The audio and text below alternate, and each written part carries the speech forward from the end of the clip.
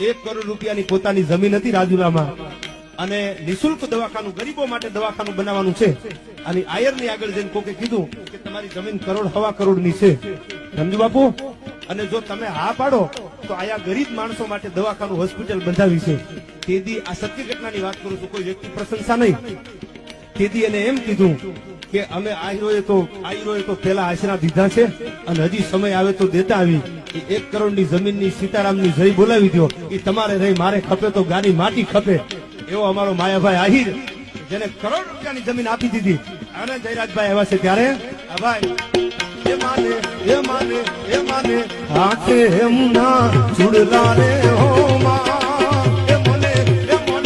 હાથે એમના ચૂડલા રે હો માં અને રમતા લાગે બહુ